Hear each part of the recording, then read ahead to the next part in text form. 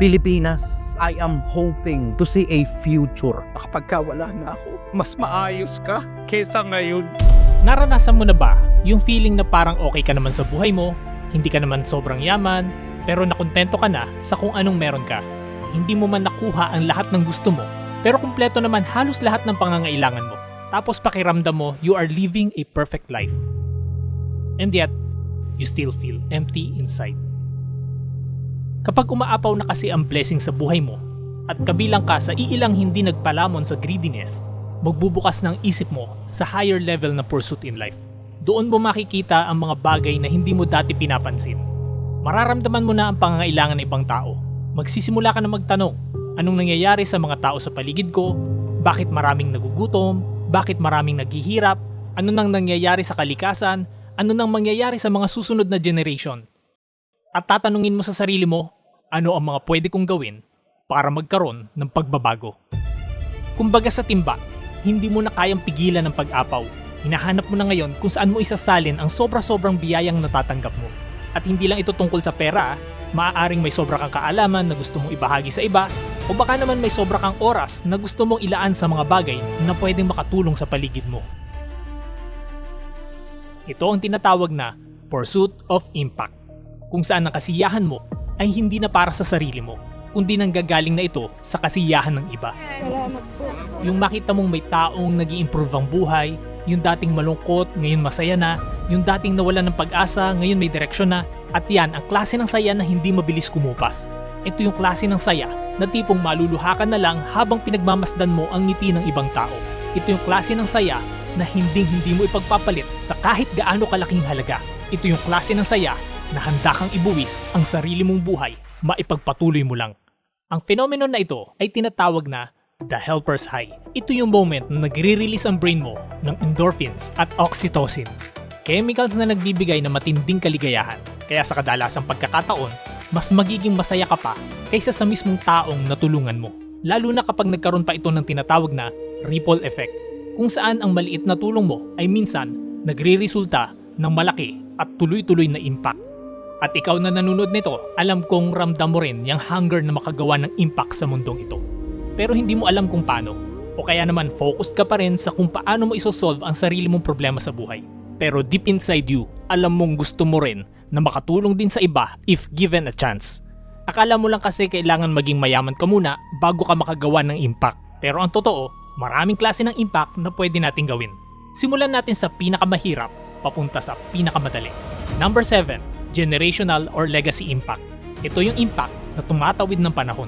Isa sa best example dito ay ang kalayaan na nakamit ng bawat Pilipino dahil sa ginawa ng ating mga bayani. Number 6.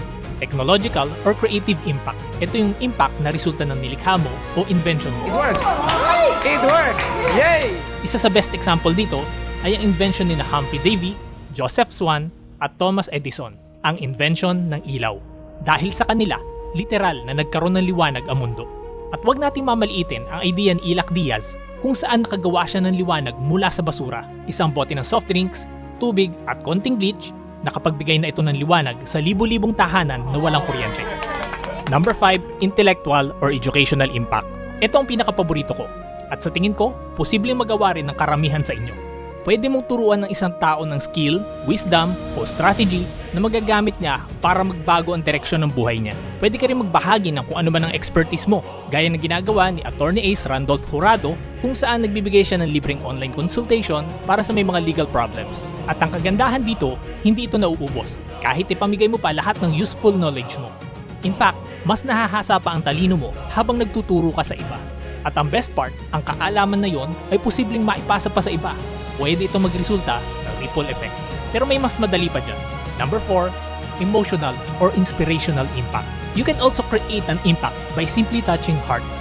Gaya ng ginagawa ng mga artists, storytellers, or motivational speaker, or even comedians. Yes, minsan kasi sapat na ang mapangiti mo lang ang isang tao para magkaroon pa sila ng dahilang lumaban sa buhay. Ikaw nakasagip sa akin, magpapakamatay na sana ako.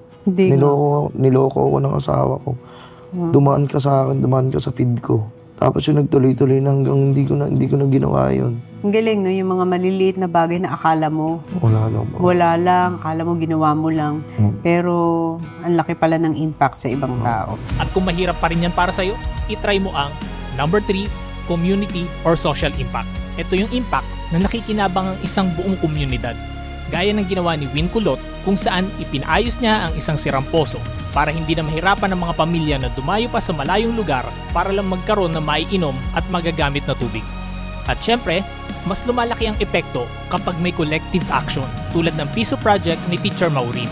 Gamit ang kanyang platform, libo-libong tao ang nag-ambagan ng piso-piso para makapagbigay ng school supplies, hygiene kits, nutritional supplements at iba't ibang uri ng tulong sa mga paaralan sa iba't ibang sulok ng Pilipinas. At kung mag-isa ka lang naman, pwede mo itry ang number 2, awareness impact. May mga taong hindi nagbibigay ng pera pero binubuksan nila ang mata ng mundo at minsan, mas malaki pa yon kaysa sa pera. Isa si Gina Lopez sa best example dito.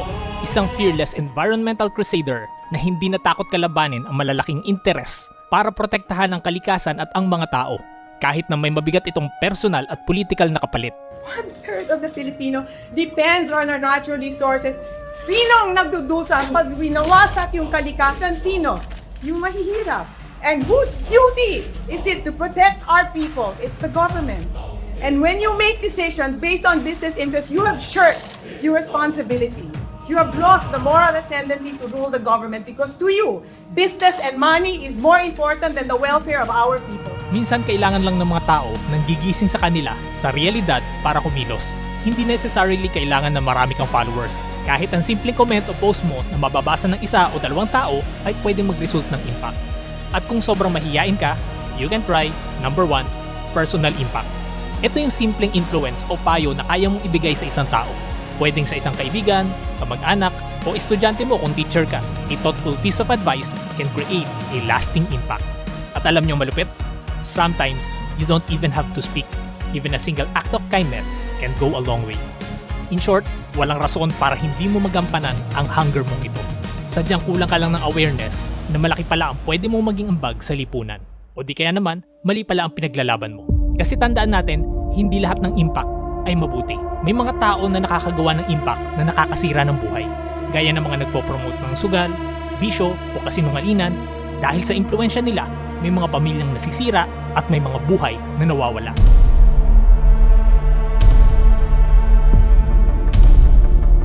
At kahit yung mga inaakala mong simpleng negative comment mo na parabang wala lang, kapag naipon yan collectively, wala kang kamalay-malay na pwede pala ito magresulta ng pagkawala ng buhay ng isang tao. Sa panahon ng tech kasi ngayon, napakadaling mambuli. Ang pambubuli ngayon ay hindi lamang sa eskwela at hindi lamang face-to-face. Pag uwi mo sa bahay at pagbukas mo ng social media mo, tuloy-tuloy. Kaya magmuni-muni ka. Kaya mo namang gumawa ng kabutihan, di ba? Sobrang dali lang yan kung tutuusin. Ika nga sa isang hadith, every act of kindness is charity. Even a smile can be a charity. Pero ang tanong, anong impact ang mas pinili mo? Gumawa ng chismis, siraan ng kapwa, mangtapak, manghina pababa? Kasi ito ang hard truth. Lahat tayo ay mamamatay at haharap sa ating tagapaglikha. Binigyan ka ng sapat na oras sa mundong ito. Ano ang naiambag mo? Ano ang bakas na iiwan mo? At pag dumating na ang araw na yon, ang tanong, may mukha ka bang ihaharap sa kanya? At yan ang pinakahuli at pinakamabigat na pursuit na pag-uusapan natin sa susunod na episode. The Pursuit of Truth. O pwede rin natin tawagin The Pursuit of Immortality. Pero yan lang muna sa ngayon.